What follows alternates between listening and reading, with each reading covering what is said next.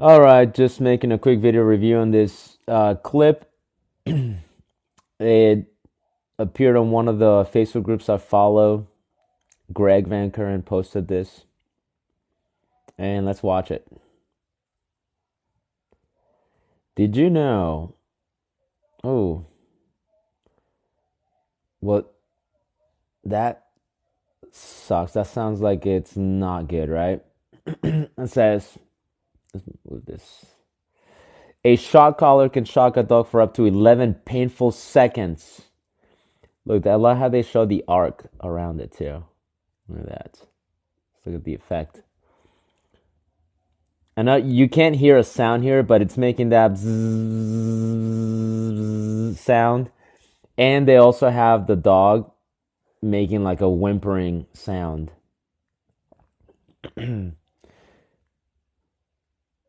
Okay, causing some dogs to yelp, squeal, or crouch as a result. 11 painful seconds. Oh my God. What kind of an asshole will do that, right? The third public believe shock collars are already illegal in England, but they are still shockingly legal. Please share and tweet to help us ban shock collars. Okay.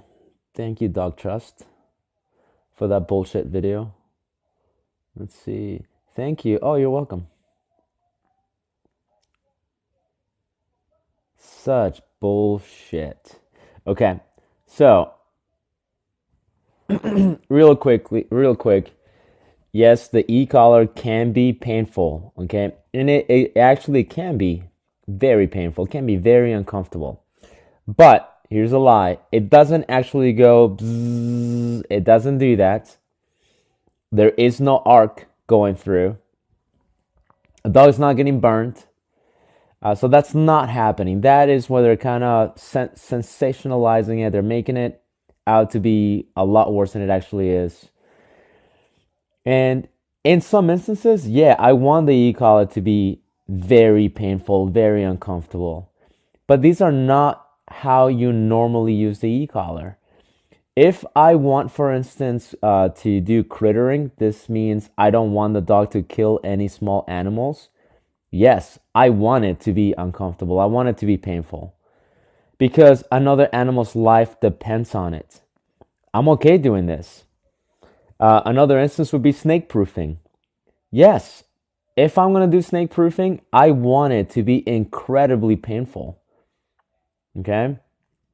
Poison proofing. I know some of you guys in the city, it's not a huge thing, right? You're probably thinking, why would anybody want to poison proof their dog? Who poisons dogs nowadays? People still poison dogs. You see here in the South, it happens. Poison proofing is another instance in which I want the e-collar to be very uncomfortable. So ultimately, there are instances where yes, I want it to be uncomfortable. But the e-collar, what's wonderful about the e-collar is even if I do use it in a very uncomfortable, painful setting, it is the only tool that allows me to make the dog very uncomfortable, add a lot of pain and discomfort in certain life-saving scenarios without actually physically hurting the dog. No other tool can do that. Okay? So I will take a dog being in a lot of pain momentarily instead of it being killed by a snake. I will take a dog momentarily being in a lot of discomfort so that another animal doesn't get killed. For the most part, the e-collar does not get used like that for 10, 11 painful seconds. That is such bullshit. They have an agenda very clearly, and they're trying to push that agenda to people who don't know. They're preying on the ignorant being your average pet person, right? They're just trying to push that on them.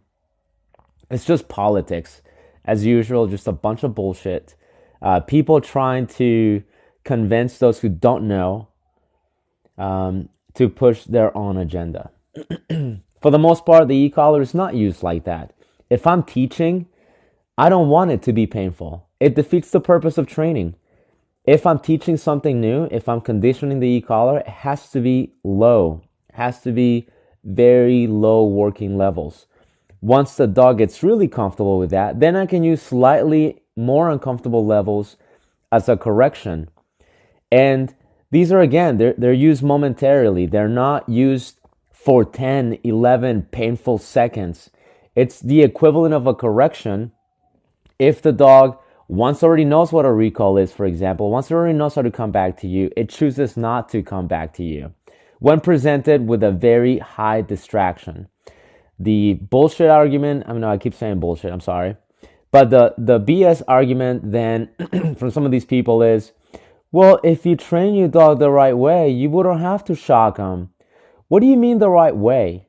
Dogs are animals that make mistakes. You make a mistake every single day. You make the wrong choices, right? You're on a diet. You screw up on your diet. You tell yourself you're going to go to the gym. You skip a day. You skip a week. Dogs are the same way. They make mistakes. And I want to help them. And I want them to have reliability because some of these mistakes could be life threatening. I want full reliability, and having an e-collar, using it properly, not for like freaking 11 seconds of pain, allows me to have reliable control.